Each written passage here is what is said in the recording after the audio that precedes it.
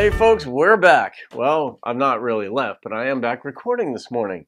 We're in like year 6 of the channel, and man, has it changed over the years. But what, man, traditional country or non-pop country? I mean, sometimes a pop song is fun. You're going down the road and you listen to, say, Alan Jackson covering Papa Top or something. They're fun, but I don't know, these heartfelt, deep lyrics, I love them. So Matt Galardo made a donation to the channel. So thank you again, Matt, for me to do the Turnpike Troubadours, The Funeral. And I don't know this song as far as I know, so I'm just going to get into it. And if you're curious about how it works to make a gift to the channel for me to do a song, it's in the description box below. But it has to fit with the channel's theme. It's got to be like very country related. It could be red dirt, it could be bluegrass, it could be western. But it just can't be pop country or like too rock either. It really just does need to preserve that country feel just for the folks on the channel.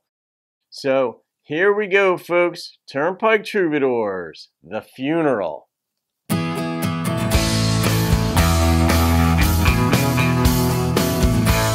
I love these folks.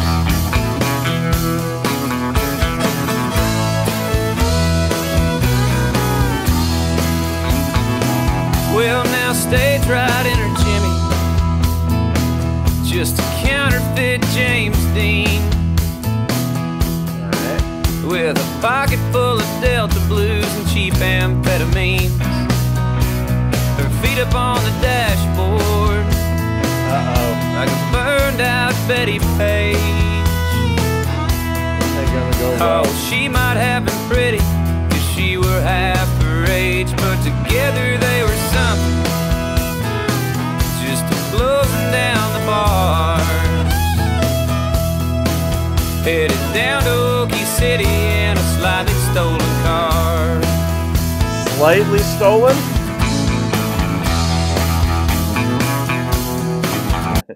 She might have been pretty. A line earlier, she might have been pretty if she was half her age. Jesus.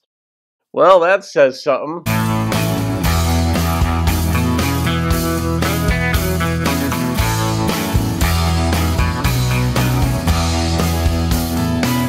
Well, the folks were decent people who didn't like their kind. When the car pulled in the driveway, they were staring through the blinds. A preacher in the kitchen, oh, he's eating apple pie. Oh, Mama's in the bedroom, Lord, she couldn't help but cry. Yeah. Oh, and Daddy looked so natural, like he'd just gone to sleep.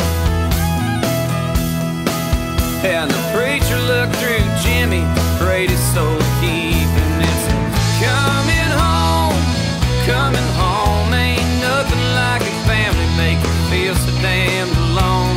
You should have brought flowers, should have got Daddy's gun. Ain't nobody waiting on the prodigal son. Wow. I don't know what Delta Blue is. Is that meth or something?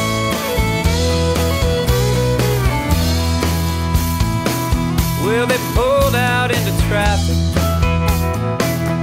nosed in behind the hearse, and that awful empty feeling, well, it went from bad to worse. The preacher read from scripture, and they put him in the ground. Oh, well, everybody loaded up and headed back to town. But Jimmy got his whiskey out once everyone was gone. Oh, felt he should say something, stared down at the stone, and then said, coming home, ain't nothing like your family make you feel so damn alone. That's a hell of a line. I mean, for some people that applies. Ain't nothing like family to make you feel so alone. Well, it might be that way if you're doing the things that Jimmy here is doing, but I'm still confused about who died. Was it was Jimmy's father? Was he going back home to bury the father? But I didn't get that. I didn't pick up yet on who died. Should have brought flowers, should have got daddy's gun. Ain't nobody waiting on the prodigal son. Wow.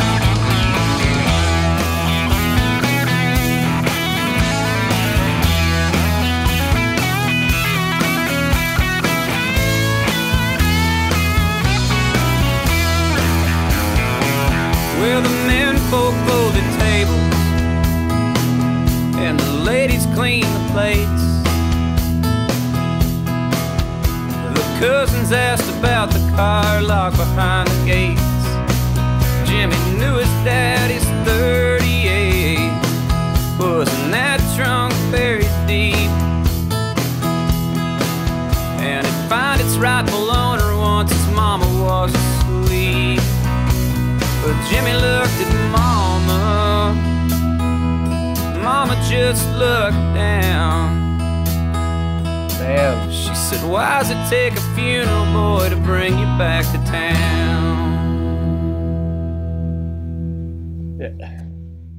I Love It has a song. It's kind of similar. It's like, I went to a funeral and Lord, it made me happy seeing all those people that I ain't seen since the last time someone died.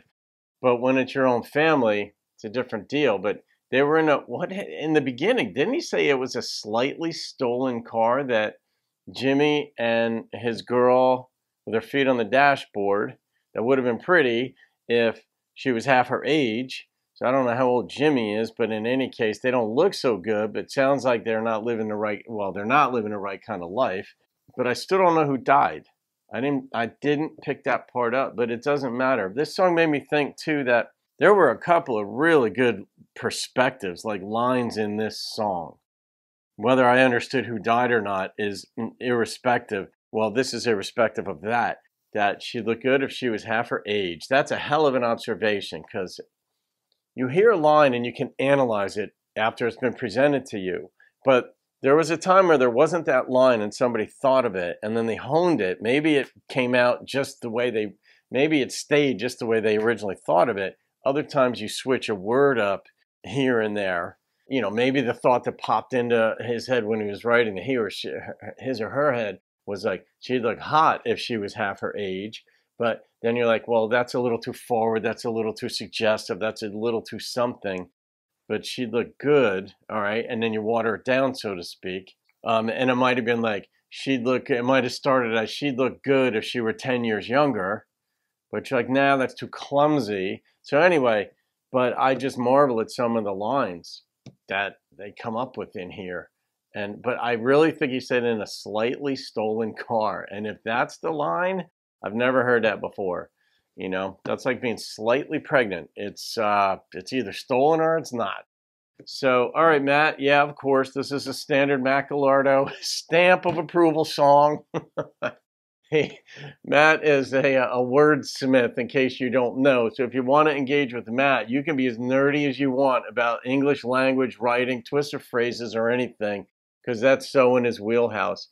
And there's a gentleman a new guy on the channel. Kevin R. Carr is the screen name. Kevin, if you see this, shout out to you, because he's a wordsmith and a poet. So I don't know what level of poetry. My favorite poem, believe it or not, is by Mary Oliver. And I think the title is Down by the Shore. It's a very short poem. I think it might be like 7 lines long. And it takes me to a different place every single time. But I'm going to rate this song. I like the way it moved. I like the way it popped. I like the intrigue. The number that popped into my head was an 8.6. So I'm going to leave it at that. So Matt, thank you for that. That was intriguing, man. And I love intrigue. You know what? I don't know if you guys embrace not knowing as much as you embrace knowing. That's a different realm. And I enjoy that. It's like, I couldn't figure that one out. And not just a song, but some things in life, I'm like, all right. I mean, I sort of like, not pride myself, but in a certain extent, I exert great mental effort to try to figure things out. And when I can't, I'm like, I couldn't do it. They got me. Or I fell short. So have a great day, folks. I'll see you on another video. Keep rocking the country.